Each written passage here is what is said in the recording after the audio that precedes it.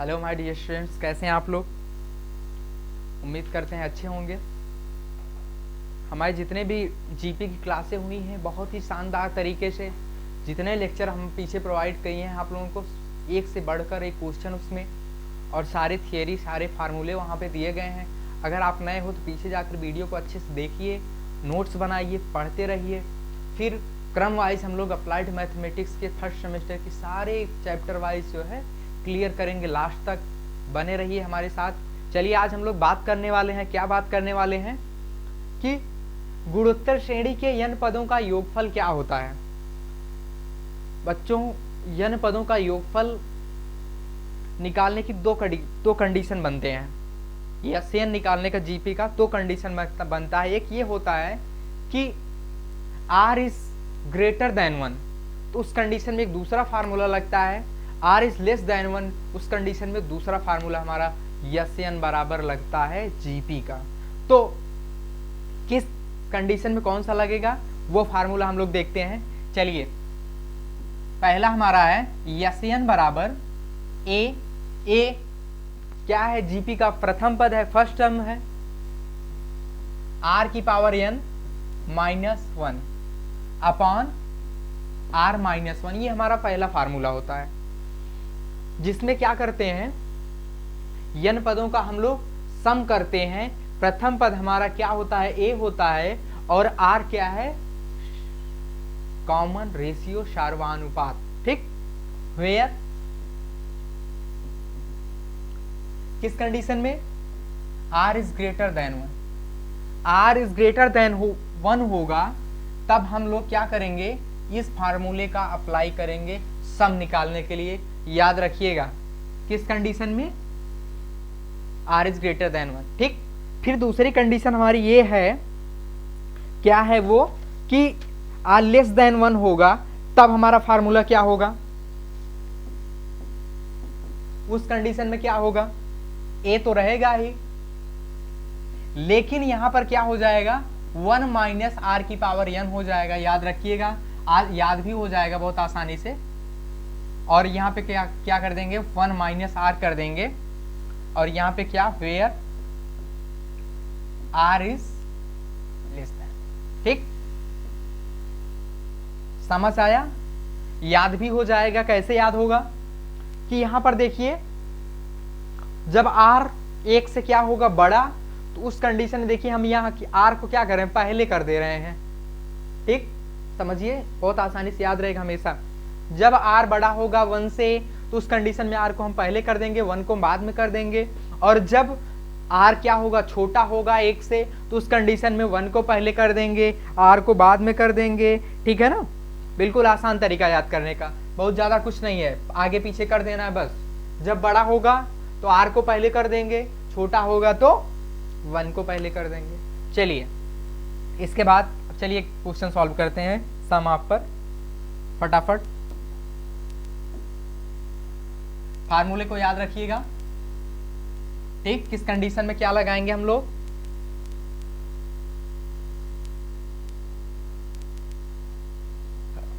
चलिए देखते हैं आगे।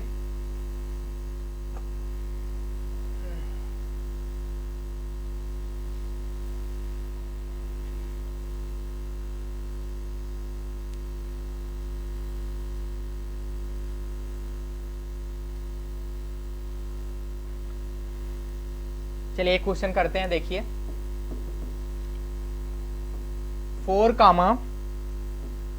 Upon 3 4 upon 9 dot dot dot के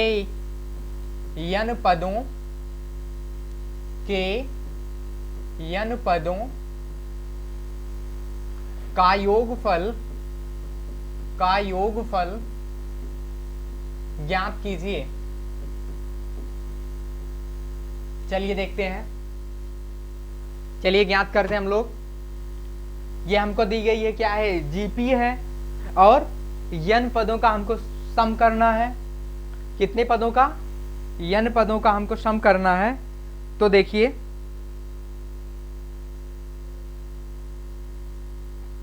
सॉरी n नहीं करते यहाँ पर 12 कर लेते हैं।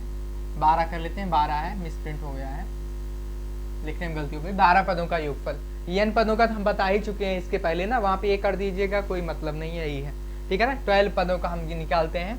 चलिए सॉल्व करते हैं। n पदों का अगर निकालना है तो कोई दिक्कत नहीं है, क्या कर देंगे 1, ये देखिए a के स्थान पे 4 रख देंगे और r निकाल के r रख देंगे, n के स्थान पे n रख देंगे, आ जाएगा, ठीक है ना। तो यहाँ पे हम 12 को निकाल रहे हैं। चलिए देखिए, प्रथम पद a बराबर कितना है 4, r बराबर क्या है, r बराबर क्या है T2 अपान T1, T2 अपान T1 करेंगे तो ये 4 से 4 कैंसिल हो जाएगा, 1/3 आएगा, r की वैल्यू क्या हो जाएगी 1/3 हो जाएगी। और यहाँ पे देखिए अब r क्या है, r इज क्या है, लेस देन 1 है, क्या है, लेस देन 1 है। तो लेस देन 1 के लिए हम हमारे फार्मूला कौन सा बताए थे, कौन सा फार्मूला बताए थे, Sn बराबर क्या बताए थे, a 1 माइनस आर की पावर n अपान 1 माइनस r, ये था ना हमारा फार्मूला। किस कंडीशन, जब r 1 से छोटा होगा, यहाँ पे छोटा है तो हम लगाएंगे फार्मूला।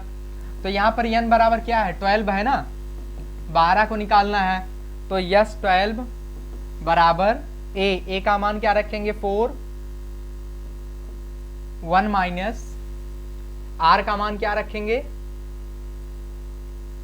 r का मान 1/3 की पावर क्या रखेंगे 12 है ना, अपॉन 1 माइनस 1/3। अब इसके बाद क्या करेंगे, इसके बाद इसको कैलकुलेट करेंगे, सॉल्व हम कर लेते हैं, किधर कर लेते हैं, चलिए इधर ही कर लेते हैं ना, इधर ही कर लेते हैं, सॉल्व कर लेते हैं। ये हमारा क्या हो जाएगा 4 ऐसे रहेगा, इसका क्रॉस गुणा करा दीजिए तो ये क्या हो जाएगा 3 की पावर 12 माइनस 1/3 की पावर 12, ये हो जाएगा ना। और नीचे क्या होगा, क्रॉस गुणा कराएंगे तो ये 3 माइनस 2 1, 3 माइनस 1/3, ये देखिए इसका ऐसे गुणा करा दीजिए, ऊपर चौथा पहले में चला जाएगा तो ये क्या हो जाएगा हमारा 3 की पावर 12 माइनस 1 अपॉन, या ऐसे काटना चाहो काट दो या फिर ऊपर ले जाकर काट दो, कोई फर्क नहीं पड़ेगा, ठीक है ना, ये कट जाएगा, 11 बचेगा, ठीक। और यहाँ पे क्या होगा बताइए, यहाँ पे देखिए 3 में से एक 2 बचेगा ना, ये देखिए 3 में से 1 लेस करेंगे क्या 2 आएगा, ये कट जाएगा 2 होगा। उसके बाद क्या बचेगा 3 की पावर 12 माइनस 1 अपॉन 3 की पावर 11, यही हमारा आंसर हो जाएगा। या फिर और सॉल्व करना चाहो 3 की पावर 12 कर लीजिए और 1 घटा के फिर 3 की पावर 11 से डिवाइड कर दीजिए, डेसिमल वगैरह में आंसर आ जाएगा, ठीक है ना। तो उतना करने की ज़रूरत नहीं है, हमारा ये एग्जैक्ट आंसर है। और जीपी में हमें जो है ऐसे ही कोई आंसर मिलते हैं, ठीक है ना, तो आपको कोई घबराने की ज़रूरत नहीं है कि नहीं आगे सॉल्व किया जाए, कोई फ़र्क नहीं पड़ता, ठीक है ना। जीपी में अक्सर ऐसे मिल जाए, चूँकि उसकी पावर बहुत बड़ी होती है, हम उसको कैलकुलेट करेंगे तो बहुत लंबा टाइम खिंच जाएगा, ठीक है ना। तो अक्सर जो है ऐसे ही लिख देते हैं आंसर। चलिए आगे चलते हैं, एक और क्वेश्चन सॉल्व करते हैं।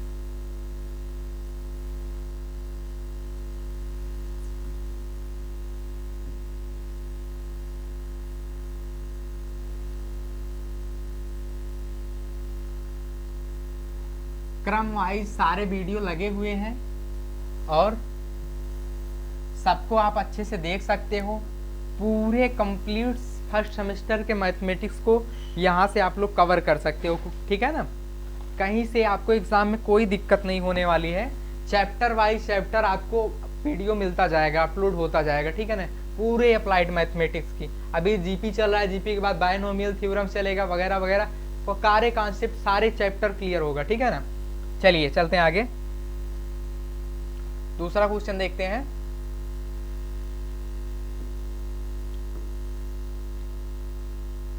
जीपी हमको दिया गया है √3 प्लस 3√3 प्लस 9√3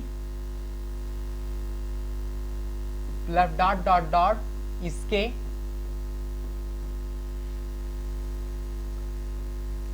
नौ पदों का योगफल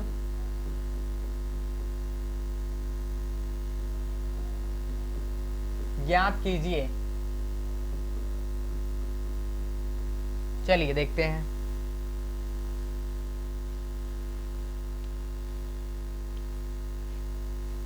अब देखिए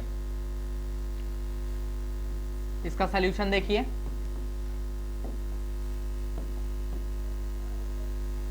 देखिए प्रथम पद हमारा क्या है, a बराबर √3 है, √3 है ना। r बराबर क्या हो जाएगा, T2 अपान T1 करेंगे तो क्या होगा बेटा, T2 अपान T2 करे और T1 करेंगे तो क्या होगा, √3 से √3 कट जाएगा, क्या आएगा 3 होगा। n बराबर क्या है 9 है ना। और हमको क्या ज्ञात करना है, S9 ज्ञात करना है। ठीक, यहां पर देखिए r की वैल्यू क्या है, r की वैल्यू जो है वो ग्रेटर है किससे, 1 से। तो ग्रेटर होगा तो हम कौन सा फार्मूला लगाएंगे, Sn बराबर a ब्रैकेट में r की पावर n -1 अपान r -1 का फार्मूला लगाएंगे। तो चलिए लगा देते हैं।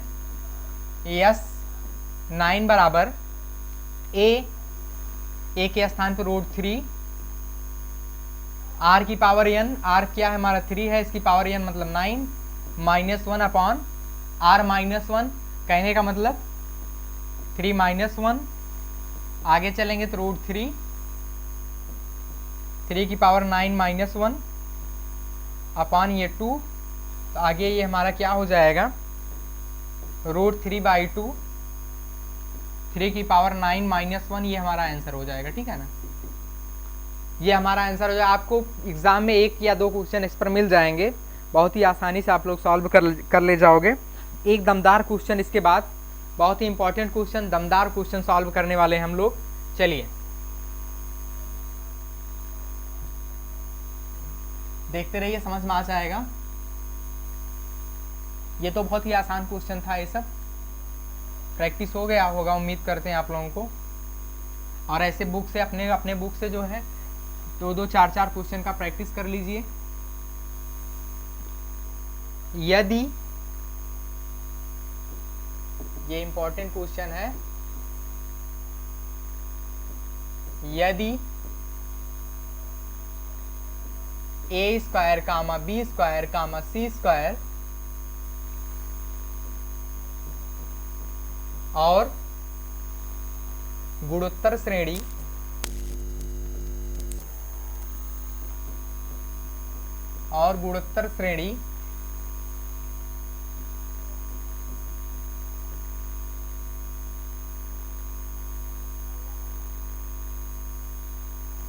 नहीं, इसको काटते हैं और नहीं है, यहाँ पे कर देते हैं और c², ऐसे अच्छा लगेगा ना। a² कामा b² और c² गुणोत्तर श्रेणी में है, तो दिखाइए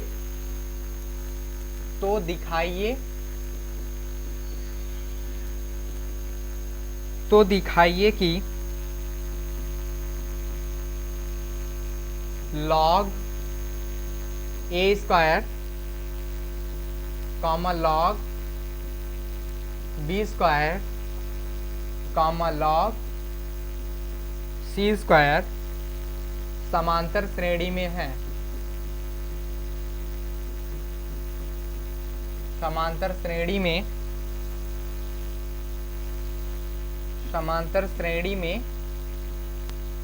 है, ठीक है ना। चलिए क्वेश्चन अच्छा है, बहुत इंपॉर्टेंट क्वेश्चन है। चलिए सॉल्व करते हैं हम लोग।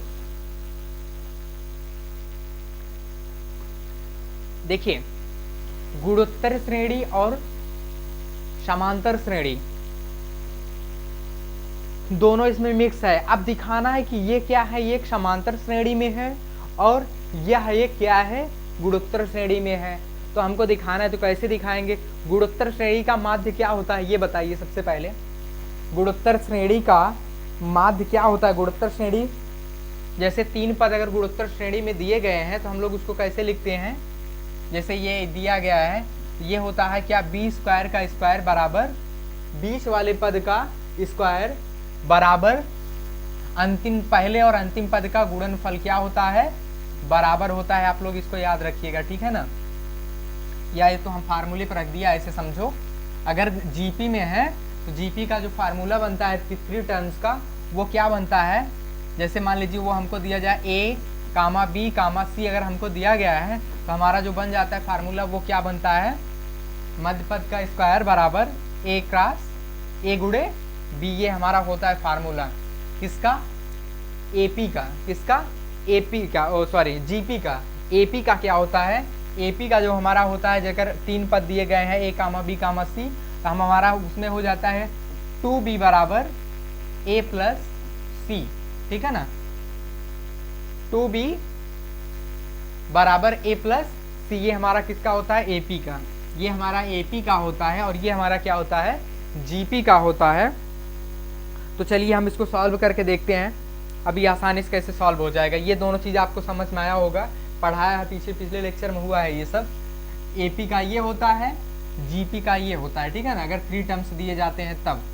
अब चलिए यहाँ पर हमको यही 3 पद दिए गए हैं, क्या, ए स्क्वायर बी स्क्वायर और सी स्क्वायर। अब बताओ डियर स्टूडेंट्स क्या होगा, बी स्क्वायर का स्क्वायर होगा कि नहीं, जैसे उस पर 3 पद वाले में बताएं, और ए स्क्वायर का स्क्वायर, ए स्क्वायर और सी स्क्वायर। अब क्या करते हैं, टेकिंग लॉग बोथ साइड कर देते हैं, दोनों पक्षों में क्या करते हैं, taking log both side, taking log both side, तब क्या हो जाएगा, लॉग ले लीजिए, लॉग बी स्क्वायर का स्क्वायर बराबर लॉग ए स्क्वायर गुणे सी स्क्वायर। अब हम जानते हैं फार्मूला क्या, लॉग ए की पावर n रहता है, क्या n लॉग m हो जाता है ना, तो उसी से क्या हो जाएगा बताओ, 2 लॉग बी स्क्वायर बराबर, ये देखिए लॉग m इंटू n का फार्मूला बन गया, तो log m plus log n, ये क्या हो जाएगा, log m plus log n के स्थान पे क्या है, c है। ये देखिए हमारा ये निकल कर आ गया, किसका, इसका प्रूफ निकल कर ये आ गया। और अगर हम इसका जी एपी निकालेंगे तो क्या होगा, एपी निकालते हैं तो क्या होगा, देखिए हमने क्या बताया, 2b के स्थान पे ये बराबर लॉग ए, ओ सॉरी ए प्लस क्या होता है, सी, ए के स्थान पे क्या दिया गया है, लॉग ए स्क्वायर प्लस सी के स्थान पे क्या है, लॉग सी स्क्वायर। तो कहने का मतलब देखिए ये सेटिस्फाई कर रहा है इसको, और यहाँ से ये भी प्रूफ हो गया, ठीक। तो कहने का मतलब दिया गया श्रेणी जो है वो कैसी है, एपी में है, ठीक है ना। दिखाना क्या था कि ये हमको एपी में है कि नहीं है, तो हाँ जी ये एपी में है, क्यों, क्योंकि हम इसके देखो प्रूफ करके दिखा दिए ना, एपी का फार्मूला यही बनता है, ठीक। चलिए एक और क्वेश्चन को सॉल्व करते हैं।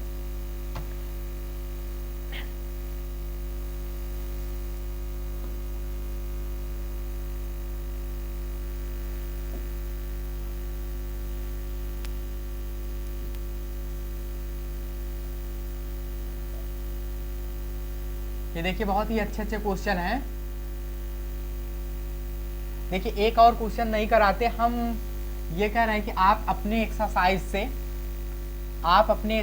से क्वेश्चन को सॉल्व कीजिए, और सॉल्व करने के बाद, ठीक है ना, सॉल्व करने के बाद आप लोग कमेंट्स में बताइए कि हाँ सर ये क्वेश्चन हमें नहीं आ रहा है, नहीं समझ आया, ठीक है ना, आप वो बताइए, वो बेहतर होगा, ठीक है ना। आप लोग एक्सरसाइज को सॉल्व कीजिए, और वहाँ से जो क्वेश्चन फंसे हों उसको कमेंट में बताइए, ठीक। फिर मिलेंगे हम लोग अगले लेक्चर में, और इसके कुछ और क्वेश्चन को सॉल्व कराएंगे, ठीक है ना। वहाँ पर हम लोग बात करेंगे किसकी, कि इनफाइनाइट टर्म्स होगा तो उसको कैसे ऐड करेंगे, ठीक है ना। यहाँ पर तो हम लोग क्या बात किए, सम ऑफ का बात कर लिए, और अगले कॉन्सेप्ट में जो हम लोग बात करेंगे उस किस पे बात करेंगे, कि अगर फाइनाइट तक या नहीं वो फाइनाइट तक जा रहा है तब हम लोग उसको कैसे सॉल्व करेंगे, ठीक है ना। तो हम लोग नेक्स्ट लेक्चर में बात करेंगे कि इनफाइनाइट टर्म्स को कैसे ऐड करते हैं, ठीक है ना। तो नेक्स्ट लेक्चर को आप लोग नंबर मत भूलिएगा, ये वाला लेक्चर देखिए, पीछे वाला देखिए, फिर अगले वाले में फिर मिलते हैं हम लोग। तब तक के लिए धन्यवाद।